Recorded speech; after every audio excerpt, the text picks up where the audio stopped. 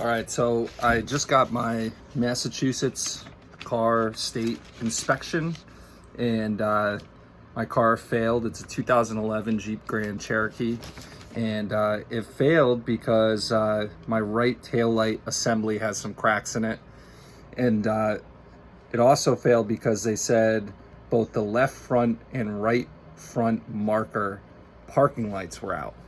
And they told me it was going to be $250 to replace the rear tail light assembly, which I just looked up online, and that was 50 bucks. So I ordered the part myself. And they also told me that it was going to be 80 bucks per light to replace the left front and right front markers.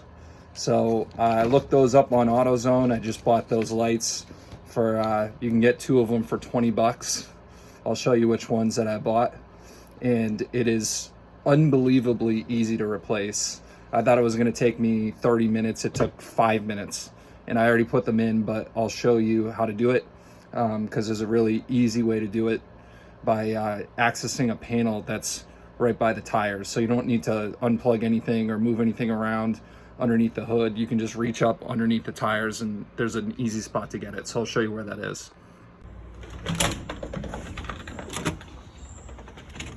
Alright, so as we said, it's a 2011 Jeep Grand Cherokee, and the part that I failed the inspection for were these little lights right here. It's called the left and right front markers on the Jeep Grand Cherokee, and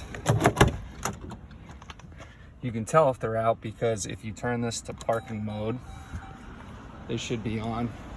And I just replaced mine, so they're on now. You can see that little light, but before they were not. So I'm going to show you how to repair that. It's very easy. This is the one that I got. It's a super bright LED, and the part number there is 2825. They're just little bulbs. You'll see them in a minute. Any kind of bulb grease will do, and you probably want a flashlight as well. I did see a lot of videos that were saying that in order to get to this light that you had to open up the hood, like disconnect the air filter, pull out a bunch of parts, and you actually don't have to do any of that for either side. Don't need to even go in the hood at all, because underneath these tires you'll see this little cover right here, and this is really easy to take out. Sorry if the camera was a little bit off. I'll do my best here. All you gotta do is tilt this, and that's gonna give you direct access. So right there, that's the light, and you can actually get access to the other lights too, so those are probably easy to replace. But all you have to do is give that a little turn, and it just pops right out, and you just replace the bulb, and that's it. So I'll show you. It's going to be hard to do this with the camera right there, but I'm just going to reach in. I'm going to take that little black end of the plug, turn that to the left, and it will just come right out, and I'll show you. One thing to note is it's actually easier if you turn the tires all the way in. So if you're working on the left side, turn the tires into the right. If you're working on the right side, turn them to the other way. All right, so here we go. Again, you can't really see, but all I'm doing is grabbing that, turn it to the left, and that's it. Here it is. This was gonna cost 80 bucks.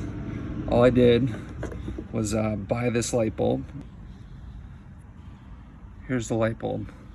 All you gotta do is plug this in, and then just put it back into the little hole that's in there and turn it to the right.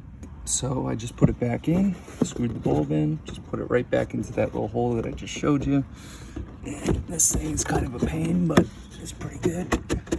Just make sure you turn that to the right so it's in there kind of snug. All right, now the moment of truth. Let's turn this back into parking mode light.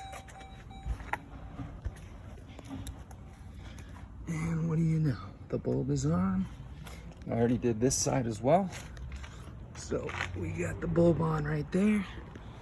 And that's it. saved ourselves 80 bucks a light for labor.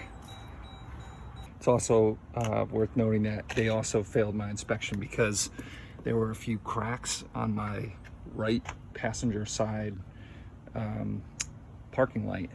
So I have to replace this assembly. And to do that, all you have to do are pop these two things out. You can literally just do it with a screwdriver.